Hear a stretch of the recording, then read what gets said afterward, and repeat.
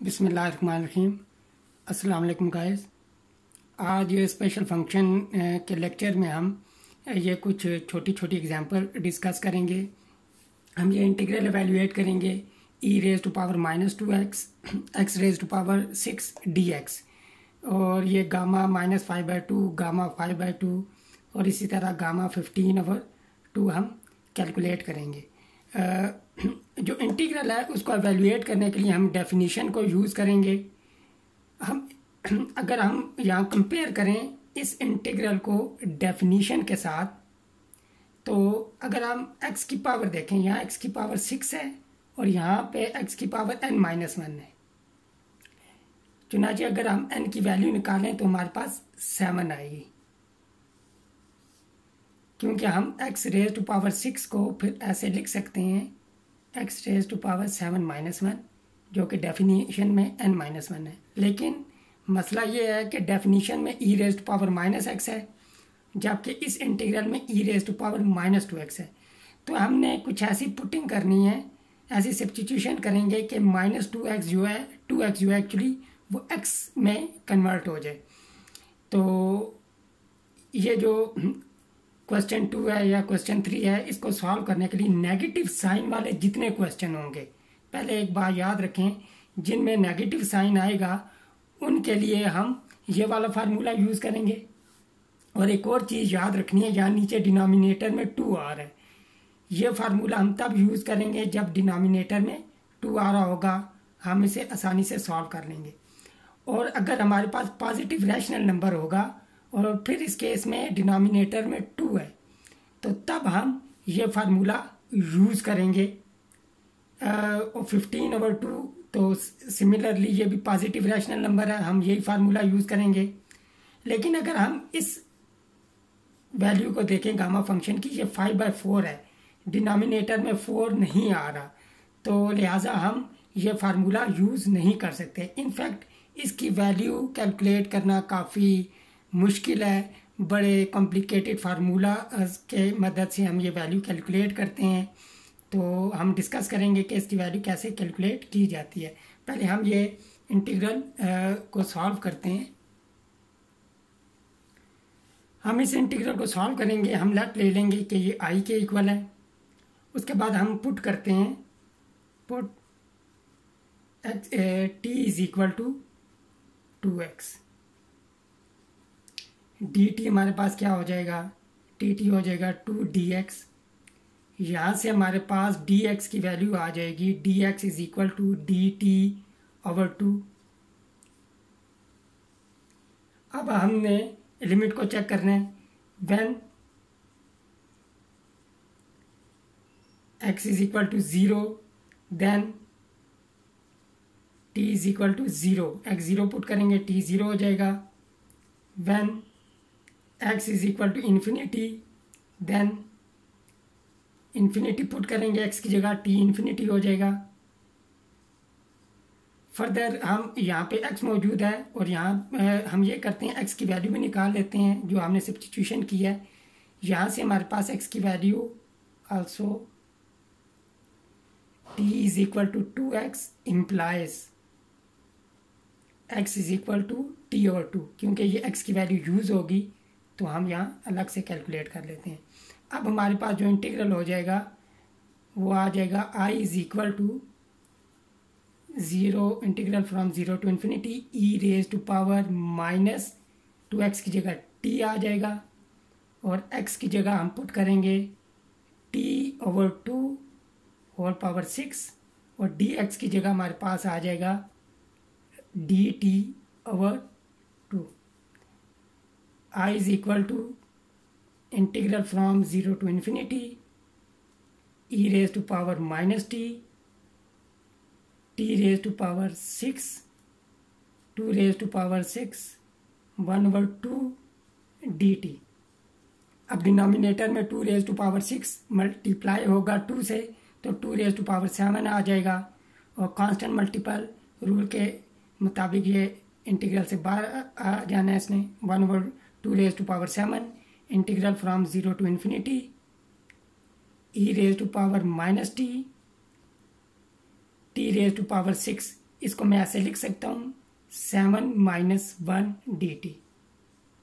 अब यहाँ हम डेफिनीशन यूज़ करेंगे। फ़र्क ये है कि यहाँ जो वेरिएबल था x था, यहाँ t है, तो डेफिनीशन तो स्टिल हम अप्लाई कर सकते हैं। 1/2⁻7 आई थिंक 1/28 होता है। चलें हम इसे 2⁻7 ही लिखा रहने देते हैं। तो डेफिनीशन जब हम अप्लाई करेंगे तो ये हो जाएगा हमारे पास गामा n, और यहाँ पे n हमारे इस केस में 7 है, तो गामा 7 हो जाएगा। और हम एक फार्मूला जानते हैं कि गामा n जो होता है वो n-1 फैक्टोरियल के इक्वल होता है। ये फार्मूला हमने ड्राइव किया था, लेकिन हमने वो कुछ इस तरह ड्राइव किया था, gamma n+1 is equal to n factorial. तो ये सेम है। तो i इज इक्वल टू हमारे पास आ जाएगा 1/2⁻7 और इंटू 6 फैक्टोरियल हो जाएगा ये हमारे पास। फर्दर अगर हम इसे कैलकुलेट करें तो 6 फैक्टोरियल हमारे पास होता है 720 और 2⁻7 होता है 1/128। तो जब हम इसे कैलकुलेट करेंगे, कैंसिल आउट करेंगे, तो हमारे पास ये आ जाएगा 45/8। लिहाजा जो हमारा इंटीग्रल था उसकी वैल्यू आ जाएगी i इज इक्वल टू 45/8। अब हम गामा -5/2 को कैलकुलेट करते हैं। इसके लिए हम यूज़ करेंगे, वी नो दैट, हम ये वाला फार्मूला यूज़ करेंगे। गामा n इक्वल होता है gamma n+1 divided by n। ये फार्मूला यहाँ से हमने डिराइव किया। अब हम n की जगह -5/2 पुट करेंगे। Gamma -5/2 is equal to gamma, अब -5/2 प्लस क्या हो जाएगा हमारे पास, -5/2 + 1, एलसीएम लेंगे 2 आएगा, -5 + 2 ये हमारे पास -3/2 आ जाएगा। -3/2 डिवाइडेड बाय n की जगह हमने -5/2 पुट किया है, तो ये -5/2 आ जाएगा। तो -2/5 गामा -3/2। अब फर्दर गामा -3/2 को सॉल्व करने के लिए हम दोबारा इस फार्मूला में -3/2 पुट करेंगे। Gamma -5/2 is equal to -2/5 using 1, इसे 1 कह देते हैं, यूजिंग 1। हमारे पास क्या हो जाएगा, यहाँ -3/2 पुट करेंगे तो यहाँ हमारे पास आ जाएगा गामा -1/2 डिवाइडेड बाय -1/2, क्योंकि अगर जब हम यहाँ -3/2 पुट करेंगे, -3/2 + 1 है, तो ये हमारे पास -1/2 के इक्वल आएगा। तो यहाँ फर्दर मल्टीप्लिकेशन हो जाएगी, 2 ऊपर आके न्यूमरेटर में मल्टीप्लाई होगा, माइनस साइन प्लस हो जाएगा, ये 4/5 हमारे पास गामा -1/2 आ जाएगा।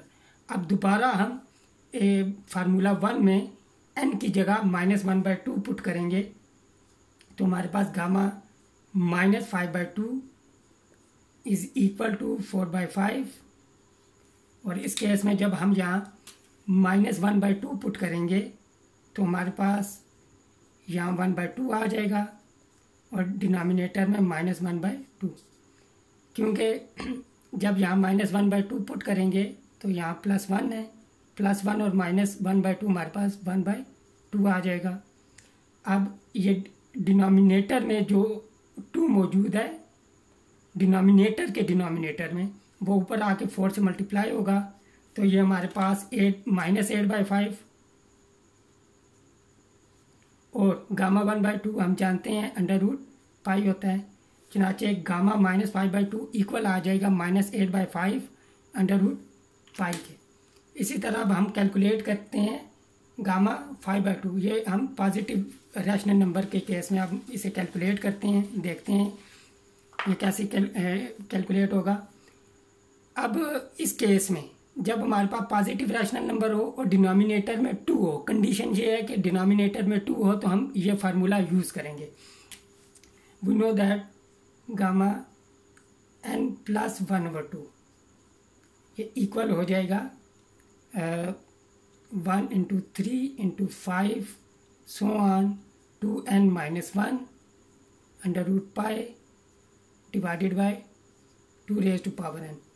अब हमने चेक करना है यहाँ n की जगह हम क्या पॉजिटिव इंटीजर पुट करें कि हमारे पास 5/2 बने। अगर हम n की जगह 2 पुट करें तो 2 + 1/2, जब एलसीएम लेंगे यहाँ 4 + 1 डिवाइडेड बाय 2 ये इक्वल आ जाएगा 5/2 के, और यही वैल्यू हमें चाहिए। तो n की जगह हम पुट करेंगे 2। पुट इम्प्लाइज गामा 5/2 इक्वल हो जाएगा। n की वैल्यू 2 हैं तो न्यूमरेटर में हमने 2 टर्म्स लेनी है, यानी कि 1 × 3 2 टर्म्स लेनी है डिवाइडेड बाय 2⁻² √π। तो ये हमारे पास आंसर आ जाएगा 3/4 √π के। ये हमारे पास गामा 5/2 का आंसर आ गया। अब हम कैलकुलेट करते हैं गामा 15/2। ये थर्ड हमारे पास हो जाएगा, सॉरी ये फोर्थ हो जाएगा, ये थर्ड था पहले।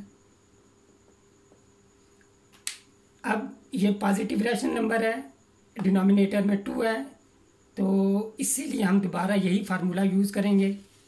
अब इस केस में हमने पुटिंग क्या करनी है, n की जगह हमने पुट क्या करना है, 15/2 है, तो अगर हम n की जगह 7 पुट करें तो 7 + 1/2 तो 14 + 1/2 ये 15/2 आ जाएगा। तो हमने 7 पुट करना है, तो गामा 15/2 इक्वल आ जाएगा। अब n जो है हमारे पास 7 है, तो न्यूमरेटर में हमने 7 टर्म्स लेनी है, ये ख्याल करना है। 1 × 3 × 5 × 7 × 9 × 11 1 2 3 4 5 × 13 और डिनोमिनेटर में 2⁻7 हो जाएगा, और ये सारी और टर्म्स हैं। अब जब हम इन्हें मल्टीप्लाई करेंगे, ये 135 × 135 ये चेक कर सकते हैं आप कैलकुलेटर से, हो सकता है मुझसे गलती हो। तो 2⁻7 1/28 सॉरी 128 आ जाएगा √π।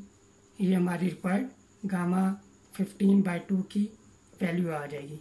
अब रही बात कि ऐसे गामा फंक्शन जिनमें पॉजिटिव रैशनल नंबर ही हों लेकिन डिनोमिनेटर में 2 ना आ रहा हो, वो कैसे कैलकुलेट करेंगे। मसलन जो अभी मैंने वैल्यू लिखी थी गामा 5/4 की, इस तरह की वैल्यू जिसमें गामा 1/3 गामा 4/7 इस तरह के गामा कैलकुलेट करने के लिए, इस तरह वैल्यूज़ कैलकुलेट करने के लिए कोई डायरेक्ट फार्मूला नहीं है, ये बहुत कॉम्प्लिकेटेड फार्मूले होते हैं, यानी कि इनकी वैल्यू कैलकुलेट करने के लिए। प्रीवियस लेक्चर में मैंने आपको बताया था कि गामा 5/4 जो है वो वुल्फ रैम अल्फ़ा एक आपको साइट है, वहाँ से आप इसकी वैल्यू कैलकुलेट कर सकते हैं। तो ये वैल्यू मैंने बताई थी नियरली इक्वल होती है 0.96 के, यहाँ 96 नहीं होता एक्चुअली, ये 0.906 होता है, और ये एक इर्रेशनल नंबर है। और ये कैसे कैलकुलेट कर सकते हैं आप, ये आप देख सकते हैं, यहाँ मैंने पहले से कैलकुलेट की हुई है, ये देख सकते हैं आप साइट वुल्फ रैम अल्फ़ा और गामा 5/4, और ये आप देख सकते हैं ये डेसिमल अप्रॉक्सीमेशन है, ये आपको नज़र आ रही होगी 0.906402 सो ऑन। ये आप देख सकते हैं इसने काफ़ी डेसिमल डिजिट्स कैलकुलेट किए हुए हैं। इस साइड से आप गामा, ये जो आपको मैंने बताया इस तरह के गामास की वैल्यू कैलकुलेट कर सकते हैं, ऐसे रैशनल नंबर जिनके डिनोमिनेटर में 2 ना आ रहा हो। ये आप देख सकते हैं कि ये काफ़ी ये अल्टरनेट फॉर्म्स हैं, ये काफ़ी कॉम्प्लिकेटेड फार्मूलाज हैं, ये यहाँ भी आप देख सकते हैं, ये सीरीज रिप्रेजेंटेशन। तो और यहाँ एक इंटरेस्टिंग बात लिखी थी कि गामा जो है, ये आपको नज़र आ रहा होगा, gamma is a transcendental number है। पहले भी एक लेक्चर में आपको बता चुका हूँ, ट्रांसेंडेंटल नंबर ऐसे नंबर्स होते हैं जो किसी भी अलजेब्रिक इक्वेशन के रूट्स नहीं होते। कोई भी पोलिनोमियल इक्वेशन, कोई भी इक्वेशंस ले लें हम, ये इनके रूट्स नहीं होते। और याद रखें, ट्रांसेंडेंटल नंबर जो होते हैं ये हमेशा इर्रेशनल नंबर होते हैं, यानी कि तमाम ट्रांसेंडेंटल नंबर हमेशा इर्रेशनल नंबर होंगे। लेकिन यहाँ से एक क्वेश्चन होता है कि क्या तमाम इर्रेशनल नंबर ट्रांसेंडेंटल नंबर होते हैं? नहीं, कन्वर्स ट्रू नहीं है। उसकी रीज़न ये है कि अगर हम एक इक्वेशन लें x² -2 इज इक्वल टू 0, या हम ये भी इक्वेशन ले सकते हैं x² -3 इज इक्वल टू 0, हम ये भी इक्वेशन ले सकते हैं x² -5 इज इक्वल टू 0। अब जब हम इसे सॉल्व करेंगे x² इज इक्वल टू 2 हो जाएगा। फर्दर जब हम स्क्वायर रूट लेंगे तो हमारे पास √2 आता है प्लस माइनस, और √2 जो है √2 ये एक इर्रेशनल नंबर है, इर्रेशनल नंबर है, लेकिन ये √2 इस इक्वेशन का रूट था, लिहाजा ये ट्रांसेंडेंटल नंबर नहीं है। इसी तरह इस इक्वेशन का जो रूट आएगा आपके पास वो प्लस माइनस √3 आ जाएगा। अब ये भी इर्रेशनल नंबर है, लेकिन ये ट्रांसेंडेंटल नंबर नहीं है, तो कन्वर्स ट्रू नहीं होता। तमाम ट्रांसेंडेंटल नंबर जो हैं वो इर्रेशनल होते हैं, लेकिन कन्वर्स ट्रू नहीं है, यानी तमाम इर्रेशनल नंबर ट्रांसेंडेंटल नंबर नहीं होते। ये इसकी एग्जांपल थी। मुझे उम्मीद है आज जो मैंने एग्जांपल की हैं ये आपको समझ आ गई होंगी। अगर आपको ये वीडियो पसंद आई है इसे लाइक करें, इसे शेयर करें, और प्लीज़ मेरे चैनल को सब्सक्राइब करें। नेक्स्ट लेक्चर तक टेक केयर, अल्लाह हाफिज़, अस्सलाम वालेकुम।